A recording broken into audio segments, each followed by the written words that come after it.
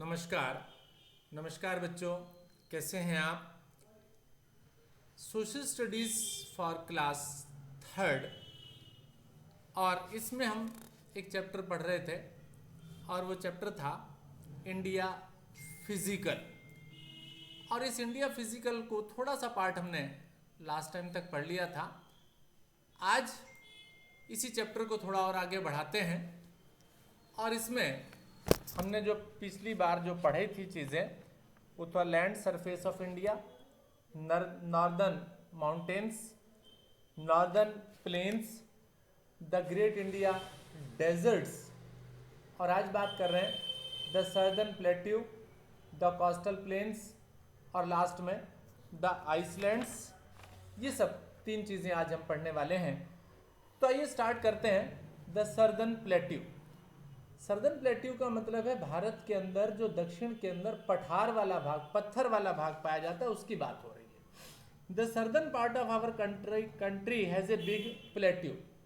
हमारे भारत का जो दक्षिण वाला जो भाग है वो पथरीला है, पठार वाला भाग कहते हैं। प्लेट्यू का मतलब बेटा हिंदी में पठार कहते हैं। इट इज़ डेक्कन प्लेट्यू, इसको दक्षिण का पठार कहते हैं। It has general slopes west to east, और इसके अंदर एक स्लोप का मतलब एक ढलान है, वेस्ट से ईस्ट की तरफ, पश्चिम से पूर्व की तरफ। ए प्लेट्यू क्या होता है? प्लेट्यू बता रहा है आपको। A plateau is an area fairly level high ground with the steep slopes which are higher than the surrounding areas. Plateau क्या होता है? एक ऐसा भाग होता है जो आसपास की जगह से कुछ ऊंचा होता है और साथ ही साथ उसमें कुछ ढलान पाया जाता है। It is made up of old and hard rocks. ये पुरानी और कठोर चट्टानों से बना हुआ होता है ना, पत्थरों से बना हुआ होता है। A number of rivers like Narmada, यानी यहाँ पर बहने वाली जो इंडिया की अंदर के पठार की बात हो रही है, कौन कौन सी नदियां बहती हैं इसमें? नर्मदा नाम दिया, Tapi, Mahanadi, Godavari, Krishna and Kaveri flows through this plateau region. इस पठार वाले भाग से बहने वाली नदियों के नाम आपको बता दिए गए। Narmada and Tapi fall into the Arabian sea. Narmada और तापी जो है वो अरब सागर के अंदर गिरती हैं। The southern part of the India is surrounded by water bodies. Bharat का जो दक्षिण वाला भाग है वो चारों तरफ उसके तरफ जो है क्या है? समुद्र से घिरा हुआ है। Such an area is called the peninsula. इसको पेंसुला कहा जाता है, प्रायद्वीप कहते हैं हिंदी के अंदर। ठीक है। The names of the water bodies are Arabian sea in the west, और जो भारत के दोनों तरफ जो पानी के जो क्षेत्र हैं उनको क्या नाम दिया जा रहा है? अरेबियन सी कहा जा रहा है, अरब सागर कहा जा रहा है। The bay of Bengal in the east. Bay of Bengal, Bengal की खाड़ी कहते हैं बेटा उसे, वो ईस्ट के अंदर है, पश्चिम पूर्व के अंदर है। Indian ocean in the south, और हिंद महासागर जो है वो साउथ के अंदर है, दक्षिण के अंदर है। The southern plateau is bordered on the east. Southern plateau पश्चिम दक्षिण वाला जो पठार है is bordered on the east by the hill range, और उसके ईस्ट के अंदर पश्चिम पूर्व के अंदर hill range called Eastern Ghats. Eastern Ghat कहा जाता है, पहाड़ी क्षेत्र है उसे ईस्टर्न घाट कहा गया, और वो कहाँ पर है? ईस्ट के अंदर है। And on the west another range called Western Ghat, और वेस्ट के अंदर, पश्चिम के अंदर वेस्टर्न घाट कहा जा रहा है। In the north hills of Satpura, north के अंदर, पूर्व के अंदर, सॉरी नॉर्थ के अंदर, उत्तर के अंदर जो है सतपुड़ा की पहाड़ियां हैं। And the Vindhya Eastern Ghats, and the Vindhya Eastern Ghats, and on the west by another range called Western Ghat, उसे वेस्टर्न घाट कहा गया।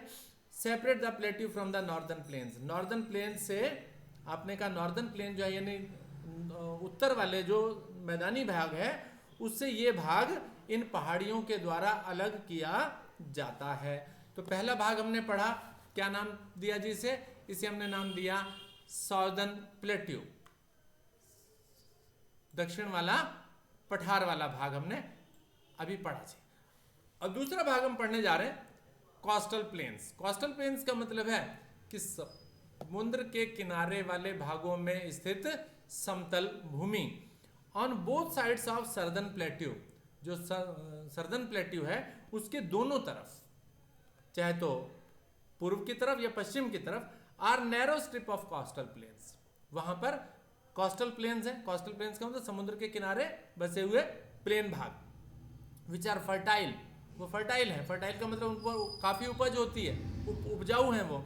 These are called western coastal plains, इन्हें वेस्टर्न कोस्टल प्लेन्स कहा गया, and the eastern coastal plains. ठीक है, तो ये जो पठार वाला जो भाग मैंने बताया, पत्थर वाला भाग जो बताया, सर्दर्न प्लेट्यू जिसे कहा, उसके पूर्व में और पश्चिम में आपके पास ईस्टर्न कोस्टल प्लेन्स और वेस्टर्न कोस्टल प्लेन्स प्रेजेंट हैं।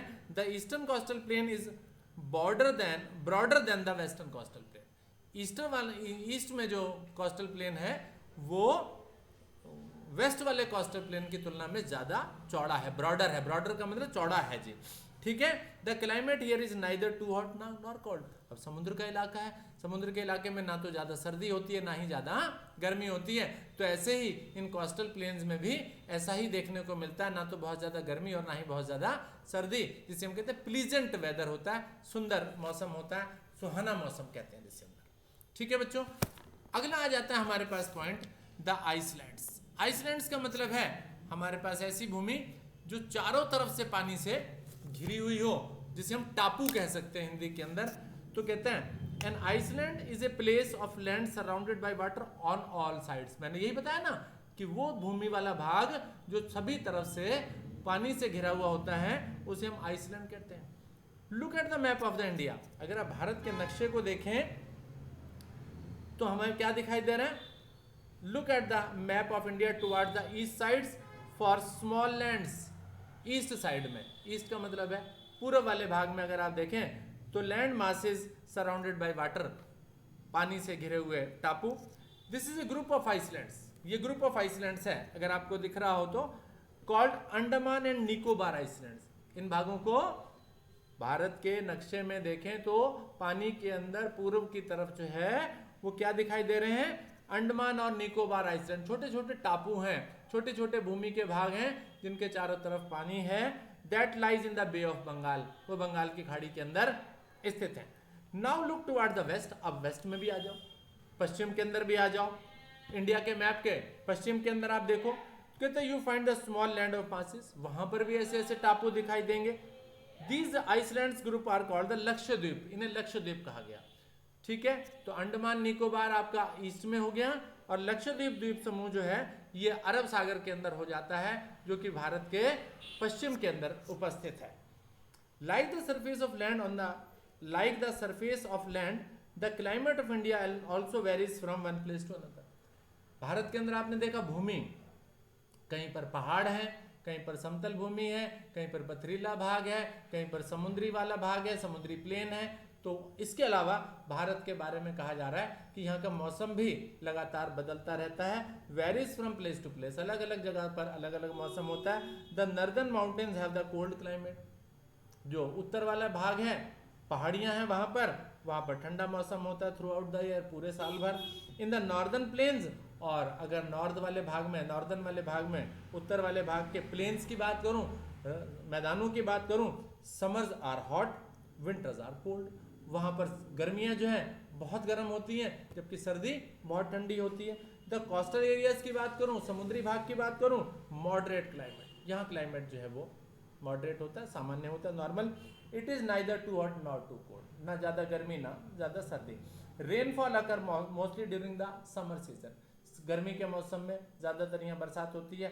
All places do not get the same amount of rainfall. सब जगह एक जैसी बरसात यहाँ पर नहीं हुआ करती है। कहीं पर कम बारिश होती है भारत के अंदर, तो कहीं पर ज्यादा बारिश होती है। ठीक है, तो इस तरीके से हमने जो चैप्टर पढ़ा उसका नाम क्या है? India physical. और आज हमने जो टॉपिक पढ़े, southern plateau, coastal planes, islands, और उसके बाद लास्ट में मौसम के बारे में भी, क्लाइमेट के बारे में भी भारत के हमने जाना। इतना ही रहने देते हैं बच्चों। Thank you very much for watching this.